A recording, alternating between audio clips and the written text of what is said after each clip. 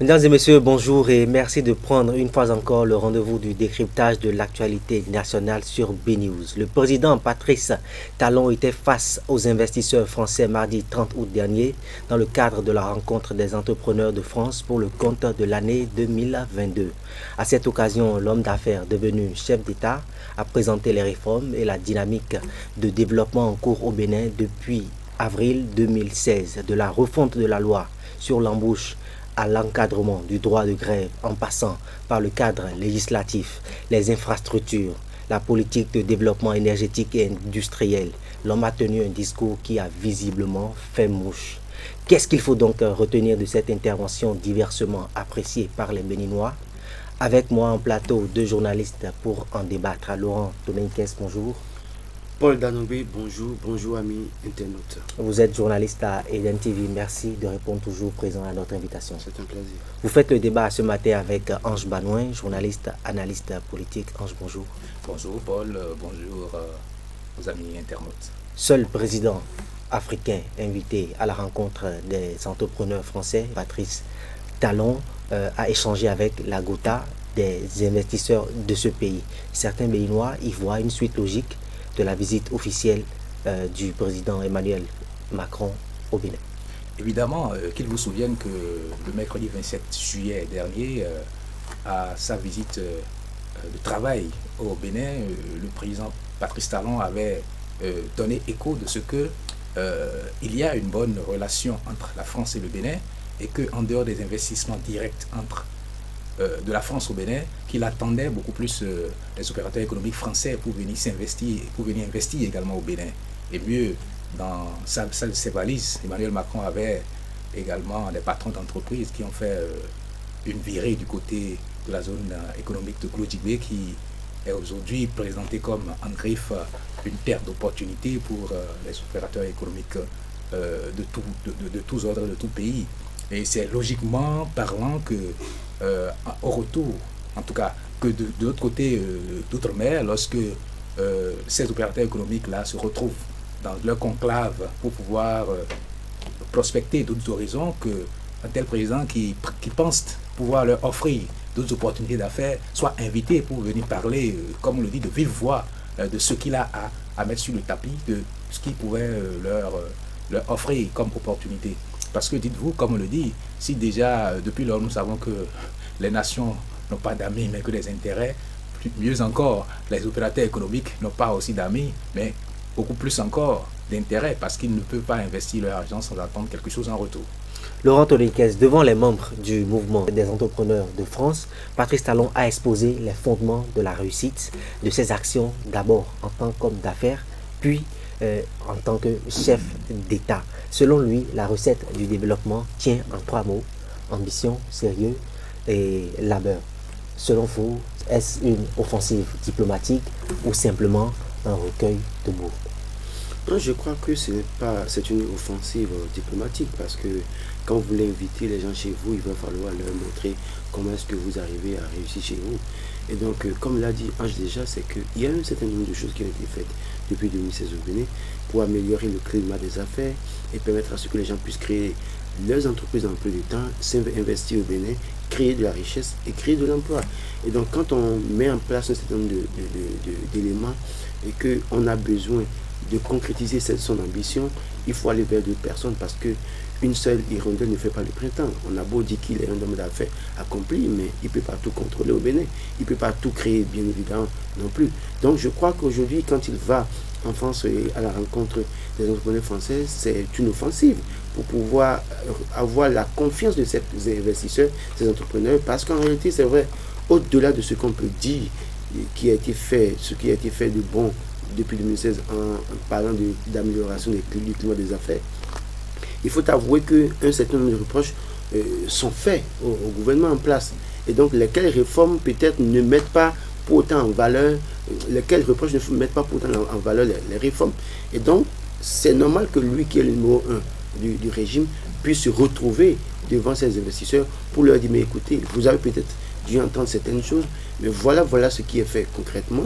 Vous n'avez pas de crainte à venir investir au Bénin parce que le Bénin devient une plateforme fertile sur laquelle il faut investir pour créer de la richesse. Et non seulement ça, parce que le Bénin est au cœur d'un ensemble au niveau de la sous-région qui peut desservir plusieurs pays, notamment le grand géant de l'Est. Vous avez le Togo, vous avez le Burkina Faso, le Niger, le Mali, pourquoi pas même le Ghana, parce que le Bénin, à partir du Bénin, vous pouvez desservir ces pays. Donc, il faut aller vendre le Bénin désormais. Ce Bénin qu'ils ont décrété, en tout cas en 2007, dit qu'ils devaient révéler le Bénin. Donc, dans cette volonté de révéler le Bénin, il faut avoir de l'ambition, il faut travailler et il faut vraiment convaincre les partenaires pour qu'ils viennent investir au Bénin. Donc, je crois que c'est dans cette démarche que se trouve Patrice Talon. On ne peut que s'en réjouir parce que ces investisseurs au Bénin ne viendront pas que pour leurs intérêts. Au-delà de tout, même si on n'est peut-être pas un peu ne pas être d'accord sur un certain nombre de faits, c'est que quand ils viennent mettre 25 francs au Bénin, c'est des Béninois qui pourront travailler avec eux. Et ça va porter un plus à l'économie du Bénin. Donc, notre croissance, il gagnerait beaucoup.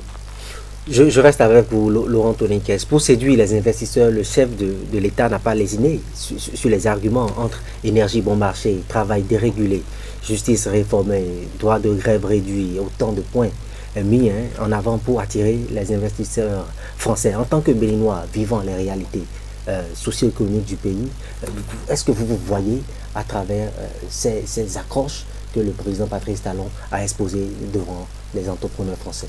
Alors, vous savez, les chefs d'État ne sont pas omnipotents, omniprésents, omniscients. Ils ont des collaborateurs qui travaillent pour eux. Et parfois, c'est sur la base de ce que les collaborateurs leur ont dit qu'ils parlent. Et je veux bien croire que Patrice Talon a un rapport régulier et quotidien de ce qui se passe en termes d'énergie au Bénin. Quand on nous dit qu'il y a le problème d'énergie, c'est vrai que des efforts ont été faits, avouons-le. Et aujourd'hui, on ne subit plus le délestage comme hier, il y a 5 ans, il y a 10 ans en arrière. Des efforts ont été faits. Mais est-ce que tout est rose pour autant qu'on décrète qu'on peut vendre l'énergie aux investisseurs moins cher qu'en Chine? Là, je me pose des questions. Parce que je sais que c'est la semaine qui finit, j'ai subi des délestages chez moi. Et je sais que 5 minutes de délestage à des moments donnés pour des investisseurs, c'est beaucoup, surtout pour des entreprises, ça compte beaucoup énormément. Parce que quand vous avez 10 000 produits assortis en 1 heure et que vous avez 5 minutes de délestage, ça veut dire que votre rendement a un problème. Et non seulement ça, vous avez des problèmes, des manques à gagner. Donc, il y a tellement d'éléments. Je crois que au-delà des efforts qui ont été faits, il faut que les cadres disent la vérité au chef de l'État pour dire en réalité, puisque je sais que le chef de l'État ne subira pas le délestage comme nous le subissons. Il a certainement un groupe qui prend le relais automatiquement, donc il ne ressent pas. À la présidence de la République, on ne peut pas se permettre qu'il y ait coupure de même une seule seconde, parce qu'ils savent que si ça arrive, ils auront des problèmes. Ils savent que chez les ministres, dans les milieux où il y a les ministres, il y a des endroits où ils ne peuvent pas se le permettre. Mais, c'est-à-dire que, est-ce que quand on fait tout ça, est-ce qu'on dit la vérité au chef de l'État? Patrice Talon, on vient lui dire, voilà tel projet, si on le fait, ça marche, on aura de l'énergie à revendre, on aura tant. On lui fait un rapport, il ne peut que surfer sur ça parce qu'il estime, il fait confiance à ses collaborateurs. Je crois que le chef de l'État, en rentrant à Cotonou, doit pouvoir demander à ses collaborateurs, puisque déjà, certainement, je parie, certainement, ils vont sur les émissions, ils vont lui faire des fiches, qui posent la question à ces cadres pour dire, est-ce que le problème d'énergie est définitivement résolu? Si c'est résolu, pourquoi est-ce que les gens subissent des délestages? Les gens subissent des coupures de courant pendant 5 heures de temps. Et même à Cotonou. Mais ça pose un problème. Si à Cotonou, les gens subissent ça, allez voir les zones périphériques. Comment est-ce que les gens subissent ça? Allez dans le Bénin septentrional, poser la question aux gens. Ils vous diront des choses pas possibles. Donc, il y a une certaine chose. Et sur la question des CDD que le chef de l'État aime vendre abondamment, pour moi, ce n'est pas un truc vendable. Nous allons y revenir. Ange Banouin, en dépit du tableau que Laurent Toninquez vient de présenter, Patrice Talon a quand même indiqué devant les entrepreneurs français que le Bénin est en passe de devenir une oasis en Afrique. Écoutez, vous savez, nous sommes là dans ce que peut-être dans le sport on pourrait appeler un mercato en quelque sorte, s'il faut pour ainsi dire, ou carrément nous sommes à une foire. Et on a même coutume de dire chez nous que aucun vendeur d'Akassa ne dit que son Akassa est froid. Donc je ne suis pas en train de voir Patrice Talon devant des potentiels investisseurs en train de présenter son pays mal coté pour prétendre les inviter à venir s'y investir. Et dites-vous que moi je prends cela sous le compte, comme on le dit, du marketing, comme on le dit. Sinon que selon vous, dans le fond, son argumentaire manque de sérieux, de précision ou peut-être de justesse. Vous savez, le marketing c'est une stratégie et c'est de tout faire pour plaire. Maintenant la réalité peut être autre, sinon est souvent autre. Parce que vous savez que même la plupart du temps, et dites-vous, lorsque au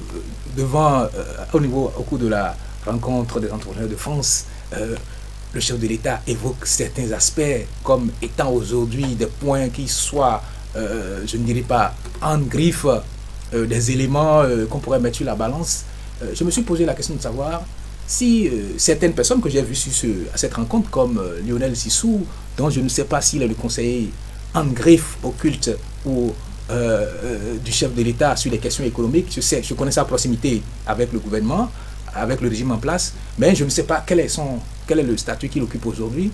Mais je puis vous dire que ce dernier a fait une fois un décryptage sur le rapport des pays africains avec les pays asiatiques, ce qui pousse ces pays-là à venir y investir massivement et abondamment. Et si nous prenons la peine d'écouter les diagnostics qui sont faits par rapport à cet aspect, on aurait pu se rendre compte qu'on aurait pu produire d'autres fiches au chef de l'État que celles qu'on lui a permis de soumettre. Demandez-moi pourquoi? Parce qu'en réalité, c'est un fait que les pays asiatiques, pour ne pas citer la Chine que tout le monde présente, alors que ce n'est pas que la Chine, majoritairement, c'est que ces pays-là investissent dans un climat délétère. Ces pays ne s'occupent pas des questions de gouvernance, de bonne démocratie, de cela. Eux, ils n'investissent que pour peu qu'ils puissent avoir leur retour sur investissement. Mais lorsque nous allons du côté de l'Europe, c'est que l'Europe, c'est une culture. Et dans le Conseil des Nations, quand on dit qu'on vient de l'Europe, c'est que vous avez la culture de l'Europe. Et la culture de l'Europe, ça veut dire quoi? Des gens qui ont connu des guerres, des gens qui ont connu des maladies comme la peste, des gens qui ont connu je ne dirais pas des situations de crise, ont un sens humain et humanitaire. Je ne suis pas en train de faire de la propagande pour l'Europe, mais je suis en train de parler de la culture de l'Europe. L'Europe n'a pas une culture entrepreneuriale qui soit identique à celle de la Chine ou bien des pays de l'Asie. Qui se fout de l'humain. Qui, pour eux, dans leur stratégie, ne prennent pas en compte l'humain. Et vous allez vous rendre compte que la plupart des lois, les droits de l'homme sont partis. On présente la France aujourd'hui comme le pays des droits de l'homme. Et je ne vois pas un entrepreneur français sérieux venir investir dans un pays où les questions des droits de l'homme sont reléguées au second plan. Parce que, déjà même, sur son territoire, son entreprise va subir des préjudices. Parce que, à force même d'aller investir dans un tel territoire, c'est qu'il risque aussi de coopter ce système-là pour venir envahir son pays. Parce qu'on dit que ça peut être contagieux. Parce qu'une fois que vous vous retrouvez dans le système... Le président Patrice Talon a fait la démarcation. Il a indiqué que la France est déjà un pays développé, structuré, organisé. Vous savez, on a le contraire du Bénin. On a la faiblesse de croire que, même parfois dans certains de nos propos, que nos aïeux n'ont pas travaillé en écoutant certains mots. Mais c'est pas de la réalité. Majoritairement, il faut faire... c'est pour ça que moi je préfère qu'on fasse une analyse, un décryptage plus ou moins disséqué. C'est ça. L'Europe a connu... il y a eu la grande Europe que l'histoire a connue. Et aujourd'hui, on ne peut pas faire un rapprochement et faire croire que... Non. Et mieux, le problème de l'Afrique, ce n'est pas un problème qu'il faut voir en disant le nombre de travail abattu par les ancêtres des autres. Ceux qui nous ont précédés. Non, parce que ce n'est pas à contrario, mais plutôt, il faut remarquer que le problème africain est autre. Même lorsqu'on parle du Bénin, sur le plan géographique, en termes de démographie et choses là, nous avons des problèmes. Je parlais, il n'y a pas de cela quelques instants, avec quelqu'un où je lui fais remarquer que la difficulté qu'il y a entre le Béninois à aller au Togo, déjà en franchissant des frontières, et la limite qu'un travailleur béninois qualifié au Bénin qu'il a pour aller travailler au Togo, fait déjà que notre question de développement est compromise. Ce n'est pas parce que nous ne travaillons pas assez. Les gens le disent, parfois on fait croire aux gens que les gens ne travaillent pas. Mais on ne peut pas s'imaginer à quelle heure la bonne dame se lève le matin pour aller au marché. On ne peut pas se rendre compte à quelle heure chaque citoyen se lève pour pouvoir... On ne sait même pas à quelle heure les gens dorment pour que déjà à 5 heures ou bien à 6 heures, ils soient déjà en train de courir sur... Donc, mais ce qui se pose le problème en Afrique, c'est beaucoup plus la question de gouvernance et du partage des richesses. Parce que sous nos cieux, ce n'est pas qu'on ne travaille pas. Dites-vous que si on ne travaille pas, il n'y aura même pas de l'eau, il n'y aura même pas de ressources pour que pour qu'on puisse amortir les charges de l'État.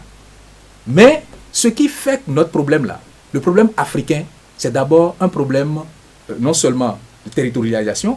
L'Afrique a été bien colonisée, bien émiettée pour que nous ne puissions pas amorcer le développement. Je me rappelle sous les années Houphouët-Boigny, la Côte d'Ivoire est aujourd'hui ce qu'elle est parce que Houphouët-Boigny a mené la politique que la France est en train de mener aujourd'hui, mais que nos dirigeants politiques ne tentent pas à actionner. La Côte d'Ivoire, aujourd'hui, vous avez toutes les cultures. Quand bien même Houphouët-Boigny était le bras opérationnel de la France-Afrique. Houphouët-Boigny a vécu en France, il était au fait, il a compris le modèle français. Le modèle français, c'est quoi? On veut des compétences, quelle que soit leur origine. On ne veut pas savoir vous venez d'où. Si vous êtes compétent, on vous coopte pour atteindre un résultat donné. C'est ce qui a fait qu'aujourd'hui, en Côte d'Ivoire, vous avez pratiquement, même jusqu'à présent, la Côte d'Ivoire est devenue, je ne dirais pas un territoire où presque la sous-région, tout le monde, parce que on ne veut pas savoir... Vous n'allez pas dire que la Côte d'Ivoire est l'oasis de l'Afrique. Je ne veux pas dire que la Côte d'Ivoire est l'oasis, mais je dis que c'est un modèle que nous n'avons pas, que peut-être, c'est vrai, c'est aussi ça le problème de l'Afrique. Quand je parlais de questions de politique, c'est que c'est souvent porté par un homme. Et quand ce dernier-là n'est plus, cette politique-là s'estompe. C'est que quand on prend les pays de l'Afrique, le Bénin peut se dire que si nous ne pouvons pas faire sauter nos barrières, les frontières, c'est que le Bénin peut lui se dire, voilà, nous sommes en train de parler d'énergie, que lui se fait un pôle de production d'énergie. Là, on cherche des espaces pour produire, mais on a besoin de compétences, qu'il soit togolais, qu'il soit nigérien, qu'il soit ghanéen. Le Bénin est une terre pour lui pour pouvoir faire de la production parce que nous ne voulons que des compétences. Mais nous ne voulons pas parce qu'on est béninois que c'est ça seul qui identifie le fait que vous pouvez être employable. Donc, ça pour dire quoi? Ça pour dire qu'en réalité, la question qui fait que nous parlons de question de sous-développement en Afrique, ce n'est pas une question de fait qu'on ne travaille pas. C'est une question de développement, c'est une question de vision à court, à moyen et à long terme. Parce que nous n'avons pas fait la... Aujourd'hui, un Algérien, un Camerounais, un Béninois, un Français, un Solar, un Ivoirien peut se réclamer français. Pourquoi? Pourquoi est-ce que vous pensez que quand on devient star, on a facilement la nationalité dans ces pays-là? Ce n'est pas parce que pour les beaux yeux, non. C'est parce que les gens savent qu'ils ont besoin de vos compétences. Et si vous êtes là, sur les territoires, vous allez leur apporter une plus-value. Et non ce que nous faisons ici où on fait du nombrilisme. Toutes les fois, on dit je suis de telle région, je suis de tel quartier, je suis de telle localité, je parle telle langue, je parle telle ethnie. Il faut que, tant que nous n'allons pas laisser tomber ces trucs-là, nous allons toujours penser que nous sommes des territoires, des oasis, de développement. Malheureusement pour les autres, les pays occidentaux n'investissent que lorsqu'il y a certains éléments qui sont réunis. Et tant que ces éléments ne seront pas réunis, on a beau avoir les opportunités, on a beau avoir tout l'arsenal qu'il faut, mais on risque d'être peut-être mal coté. Laurent Tonin-Kies, dans sa posture de vendre la destination au Bénin, le président Patrice Talon a tout de même tenu des propos qu'on peut aujourd'hui considérer comme des aveux qui, fort banalement, se retrouvent en toute similitude avec les appréhensions, les récriminations des forces de l'opposition qui critiquent son mode de gouvernance. Nous avons une législation au Bénin qu'il n'y a nulle autre pareille, a-t-il souligné par exemple? Oui, c'est pourquoi je dis en réalité que tout n'est pas vendable, parce que quand vous pensez que ce que vous faites pour contraindre vos compatriotes au silence, que c'est quelque chose à vendre à l'extérieur, c'est une erreur politique, c'est une erreur de communication à la limite, parce que j'estime que fondamentalement, un certain nombre de choses qu'on observe depuis la révision de la Constitution européenne en 2019, on constate qu'il y a un certain nombre de choses qu'on peut reprocher au gouvernement en place. Et donc quand le chef d'État fièrement aborde ces questions, et en fait ne se sent pas gêné, si je me pose mille et une questions, j'estime que il y a des éléments qui pourraient convaincre les entrepreneurs français, mais dans le même temps, il y a d'autres éléments qui pourraient les repousser. Parce que dans une certaine mesure, et comme l'a dit Ange, la France reste un modèle en termes de démocratie, même si sur certains points, on a des choses à leur reprocher également. Et donc, le bon français bonté, en fait, en suivant certaines choses d'arguments évoqués par le chef d'État, ne voudra pas venir au Bénin parce qu'en réalité, ça peut le rattraper à long terme. Ange Banouin, Laurent Toninke, sur la question de l'interdiction du droit de grève au Bénin, l'ancien Premier ministre togolais Gilbert Rumbo, actuellement directeur général de l'Organisation internationale du travail, s'est prononcé sur les propos de Patrice Talon. Je voudrais citer ces propos. À mon avis, l'interdire purement et simplement, je considère que c'est un pas en arrière. Oui, Félicitations. Je crois que ça rejoint ce que je dis et ce que j'ai toujours dit pour dire que interdire le droit de grève aux travailleurs, c'est un recul démocratique. J'estime que le droit de grève permet aux travailleurs de revendiquer une certaine chose, l'amélioration de leurs conditions de travail, l'amélioration de leurs conditions salariales. Et vous n'êtes pas sans savoir que depuis 90 ou même depuis 60, des choses sont restées là, en tout cas non améliorées pour les travailleurs. Et donc les travailleurs doivent pouvoir aller en grève à des moments donnés. C'est vrai qu'il y a un désordre qui s'observe du côté de ce droit des travailleurs, mais pour autant on ne peut pas l'interdire purement et simplement et tel que ça a été fait, alors qu'en réalité depuis qu'on a voté cette loi et qu'on a interdit le droit de travail aux travailleurs, qu'est-ce qui a changé véritablement pour les travailleurs béninois pendant que les élites sont bien payées? Les travailleurs ne demandent que l'amélioration. Regardez, les enseignants vont en grève pourquoi? Des enseignants font des cours dans des appartements, d'accord? On a vu des gens passer service dans la brousse parce qu'il n'y a pas module de classe. On les a déchargés. Alors qu'en réalité, ce qu'ils ont montré, c'est réel, ça existe. Et ce n'est que ça que les travailleurs demandent. Les travailleurs demandent qu'on leur paye les indemnités, qu'on leur donne des primes.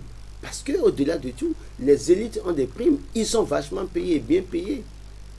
Pendant que vous dites que dans un pays comme le Bénin, où vous payez un salaire au député, au point où le suppléant en arrive à prendre 400 000 francs par mois, alors que le travailleur qui s'échine matin, midi, soir, qui doit peut-être laisser sa famille à Cotonou pour se retrouver à Natitengu, à Cotoponga, je ne sais où citer, demande juste qu'on lui augmente 5 000 francs par mois ou bien par an, et c'est difficile de trouver.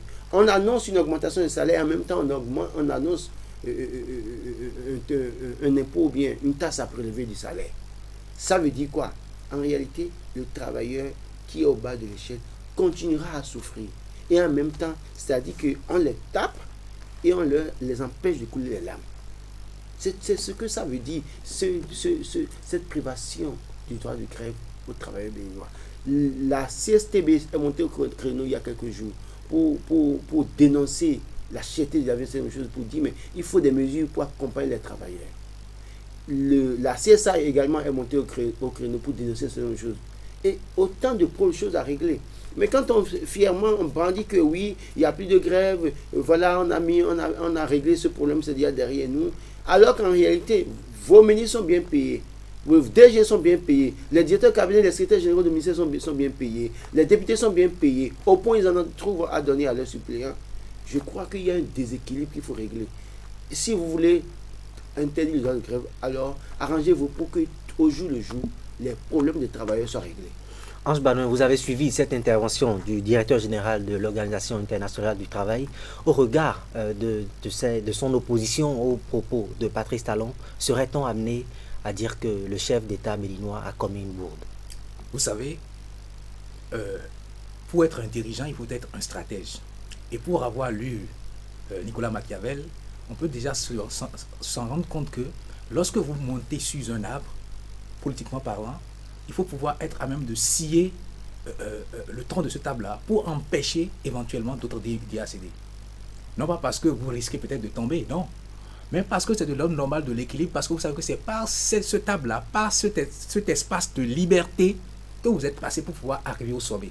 Et donc c'est ce que nous observons en réalité. Sinon, en réalité, ce n'est pas l'interdiction du droit de grève qui crée je ne dirais pas, qui permet aujourd'hui de dire que nous avons évolué. Il n'y a eu aucune étude qui a montré aujourd'hui que le niveau académique, en dehors des résultats que nous observons, qui sont agités et pas et d'autres, parce que après chaque régime, un autre régime reviendra pour nous dire que voilà le vrai visage de l'éducation. Quand on prend simplement le cas du système éducatif, pour nous montrer que est-ce qu'il y a eu des avancées notables avec la réduction, l'encadrement exagéré, oui, je pèse bien les mots en le disant, cet encadrement du droit de grève. Parce que, d'autant qu'il n'y a pas eu de... Mais dites-vous, c'est pas parce que le médecin est au boulot que ça veut dire qu'il va soigner les malades. Il peut y être. Et beaucoup s'en plaignent d'ailleurs. Si le monsieur est là, il n'est pas dans de bonnes conditions, on va se plaindre de dire qu'on a envoyé... Il n'est pas épanoui dans son travail. On envoie des parents aux soins qui meurent parce qu'il n'y a pas eu d'attention. Or, alors que celui qui est assermenté, en dehors de cela, il faut qu'il soit dans certaines conditions pour qu'il puisse être motivé à faire son travail. Mais ce n'est pas parce qu'il ne se fait pas cessation de travail. Parfois, la cessation de travail peut être bénéfique que la non-cessation. Parce que s'il y a cette cessation et qu'on sait les centres où se référer, parce que c'est aussi ça le problème, on peut être pris en charge. Mais s'il n'y a pas cessation et que les gens sont là, et ils sont là, comme on le dit, présentiel, de façon présentielle seulement, les gens vont mourir et on va toujours se plaindre. Les enfants iront à l'école, on va leur dire, asseyez-vous, aujourd'hui, lisez telle page, quand c'est fini, demain on se retrouve. Mais en réalité, il n'y aura pas de résultat. Donc, il ne faudrait pas que nous fassions l'amalgame entre l'amélioration des conditions de vie et de travail avec l'encadrement du droit de grève. Il n'y a aucun lien. Au contraire, pour qu'il puisse avoir de lien, c'est qu'il faut mettre en place des conditions qui permettent aux travailleurs de se sentir dans de bonnes grâces, dans de bonnes conditions pour travailler. Maintenant, attendre, même l'évaluer. Je pense que si les travailleurs ont même des moyens et que même on mettait des missions d'évaluation pour pouvoir déchoir ceux qui ne vont pas répondre, comme on a vu par exemple pour des établissements où quand il n'y a pas de résultat, les directeurs sont en griffe limogés, on serait même d'avis. Parce qu'une mission, des moyens et des résultats. Et quand il n'y a pas de moyens, vous voulez obtenir quel résultat? Parce que vous avez dit que tout le monde... Mais je peux me pointer au boulot à 8h et ne rien faire et rentrer le soir à la maison. Alors que je sais que si mes obligations m'obligent à être là et demander des conditions de travail, je ne peux pas être là, avoir les conditions de ne pas répondre. Parce que je ne réponds pas à mon supérieur hiérarchique et à mesure de me taper, comme on le dit, sur le doigt. Ange Banouin, est-ce que, au regard de cette interdiction du droit de grève, le Bénin n'a rien pu tirer? Surtout dans les secteurs que le président Talon a cités, la police, l'éducation, la santé, par exemple. Ces secteurs-là même, en réalité, ressortent du secteur de l'État. Et puis, lorsque vous allez dans le secteur de l'entreprise, parce que c'est présenté aux entrepreneurs, c'est qu'aujourd'hui, vous regardez les conditions dans lesquelles les gens sont manipulables dans les entreprises. Les contrats à durée déterminée à n'en point fini, des licenciements, je ne dirais pas, sur un saut d'humeur, et même des pressions. Pendant que nous faisons même la promotion du genre, dites-vous, je ne peux pas vous dire combien de femmes aujourd'hui se retrouvent dans des conditions parce que le patron commence par avoir des intentions et elles sont limogées de manière abusive. Donc, ces conditions-là, en réalité, ne préservent pas le travailleur. Donc, il y a un sens de l'humain qu'il faut revoir. Même si nous agitons cela aujourd'hui comme des avancées, malheureusement, comme l'a dit également, comme l'a reconnu. Et je dirais même que si éventuellement il disait autre chose, moi je serais la première personne à lui demander de démissionner de l'OIT s'il avait dit autre chose que ce qu'il venait de dire. On va clôturer cette émission sur ce tournant. Ange Banouin, merci d'avoir participé à ce plateau. C'est moi. Laurent Toniquez, merci à vous et merci toujours pour la disponibilité. C'est la fin de cette émission, amis internautes, mesdames et messieurs. On se retrouve la semaine prochaine pour un nouveau numéro de Carré Politique.